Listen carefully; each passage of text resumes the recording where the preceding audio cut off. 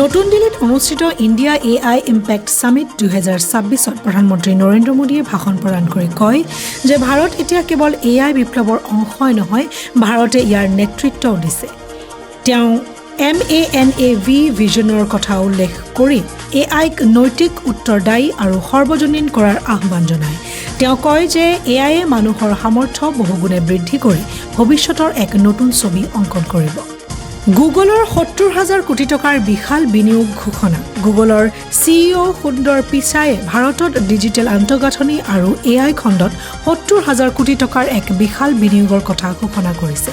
এই বিনিয়োগৰ জৰিয়তে গুগলৰ 2 কোটি কৰ্মচাৰীক AI প্ৰশিক্ষণ দিয়াৰ লগতে ভাৰত আৰু আমেৰিকাৰ মাজত এক সাগৰীয় কেবল সংযোগ স্থাপন কৰা হ'ব। এই পদক্ষেপৰ ফলত ভাৰতৰ প্ৰযুক্তি খণ্ডৰ অভূতপূৰ্ব বিকাশ ঘটিব বুলি আশা কৰা হৈছে। আধাৰ কাৰ্ডৰ গোপনীয়তা ৰক্ষাত নতুন পদক্ষেপ mAdhar এপ।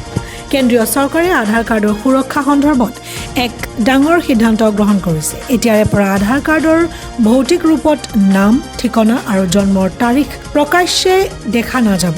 ইয়াৰ পৰিৱৰ্তে এক নতুন mAdhar এপ প্ৰৱৰ্তন কৰা হৈছে, য'ত QR কোডৰ জৰিয়তেহে তথ্যসমূহ প্ৰমাণিত কৰিব পৰা যাব। ইয়াৰ জৰিয়তে জনসাধাৰণৰ ব্যক্তিগত তথ্যৰ গোপনীয়তা অধিক সুৰক্ষিত হ'ব বুলি দাবী কৰা হৈছে। T20 বিশ্বকাপত নেদাৰলেণ্ডছক পৰাস্ত কৰি ভাৰতৰ বিজয় যাত্ৰা। আহমেদাবাদৰ নৰেন্দ্ৰ মোদী ষ্টেডিয়ামত অনুষ্ঠিত T20 বিশ্বকাপৰ এক ৰোমাঞ্চকৰ খেলত ভাৰতে নেদাৰলেণ্ডছক 17 ৰানত পৰাস্ত কৰে।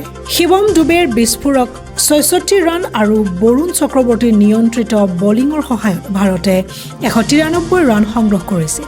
এই বিজয়ৰ সৈতে ভাৰতে টুৰ্ণামেণ্টৰ ছুপাৰ 8 পৰ্যায়ত নিজৰ স্থান অধিক শক্তিশালী কৰি তুলিছে। ক্ৰীড়াপ্ৰেমীৰ মাজত এই বিজয়ক লৈ ব্যাপক উৎসাহ দেখা গৈছে। জম্মু কাশ্মীৰত 8,000তকৈ অধিক মিউল একাউণ্ট জব্দ। দেশৰ সুৰক্ষা সংস্থাসমূহে জম্মু কাশ্মীৰত এক বৃহৎ চাইবাৰ অপৰাধ নেটৱৰ্ক উৎখাত কৰিছে। সন্ত্ৰাসবাদী কাৰ্যকলাপ আৰু জালিয়াতিৰ বাবে ব্যৱহাৰ কৰা প্ৰায় 8,000তকৈ অধিক মিউল একাউণ্ট চিনাক্ত কৰি ফ্ৰিজ কৰা হৈছে। এই একাউণ্টসমূহৰ জৰিয়তে অবৈধ ধন লেনদেন কৰি দেশ বিৰোধী কাম কাজ চলোৱাৰ সন্দেহ কৰা হৈছে। এই কাৰ্যবাহীয়ে চাইবাৰ সুৰক্ষাৰ দিশত এক ডাঙৰ সফলতা লাভ কৰিছে।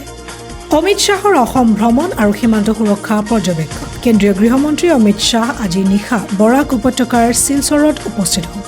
3দিনীয়া ভ্ৰমণসূচীৰে অহা শ্বাহে কাইলৈ ভাৰত-বাংলাদেশ সীমান্তৰ নাথানপুৰ সীমান্ত চকী পৰিদৰ্শন কৰি সুৰক্ষা ব্যৱস্থাৰ বুজ ল'ব।